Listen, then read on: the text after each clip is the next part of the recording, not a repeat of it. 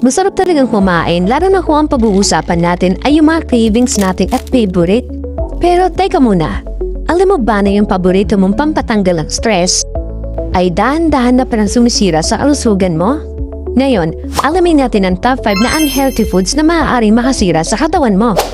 Pasok sa ating top 5 ang instant noodles. Ito yung pambansang lakas ng mga puyat at nagtitipid ang instant noodles. Bakit nga ba masarap? Mainit, mabilis lutuin at napakasarap na sabaw lalo na pag umuulan o madaling araw at ito pa napakamura lang. Ang problema, punong-puno ito ng sodium o asin at preservatives. Ang sobrang sodium ay pwede magdulot ng high blood pressure, kidney problems at bloating. At ito pa, napakatagal din netong i-digest sa ating tiyan. Pero kung di talaga maiwasan, pwede namang hatiin lang ang seasoning packet at dagdagan ng itlog at gulay tulad ng pechay. Pasok sa ating top 4 ang processed meats, kagaya na hotdog, bacon, longganisa, tocino at iba pa. Ito yung mga paborito nating almusal, ang processed meats. At grabe, para mo ba naman hindi ito magugustuhan dahil malasa, matamis-tamis at napaka-practical na ulam dahil madali lang lutuin. So, ano nga ba ang masamang epekto? Ayon sa World Health Organization, ang mga processed meats ay nagtataglay ng nitrates at nitrites na nakakapagtaas ng risk sa colon cancer. Bukod pa dyan, mataasin ang ganitong uri ng pagkain sa saturated fats na pwedeng magbara sa ating mga ugat. Ngayong alam mo na, kakainin mo pa ba araw-araw? Pasok sa ating top 3 ang milk tea at soft drinks. Ang mga paborito mong pampalamig at pampatanggal umay kagaya ng milk tea at soft drinks ay masama rin talaga pala sa ating kalusugan. Pero bakit nga ba nahihilig ang mga Pilipino?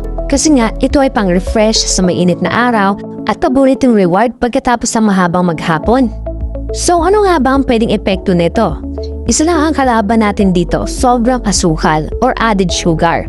Ang isang baso ng regular milk tea o lata ng soda ay pwedeng maglaman ng higit pa sa recommended daily sugar intake mo. Ito ang primary cause ng type 2 diabetes, obesity at premature skin aging. Pero kung mahilig ka mag-milk tea, subukang i-adjust ang sugar level sa 25 o 0%. Pasok sa ating top 2 ang deep fried chicharon at street foods kaya ng kwek-kwek, fishball at isaw. Ito yung hari ng pulutan at merienda sa kanto, ang chicharon at deep fried street foods. Talaga naman matatakam ka dito dahil murang-mura lang.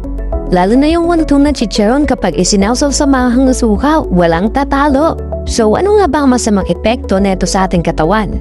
Ito ay niluluto sa ating tinatawag na trans fat o paulit-ulit na ginagamit na mantika.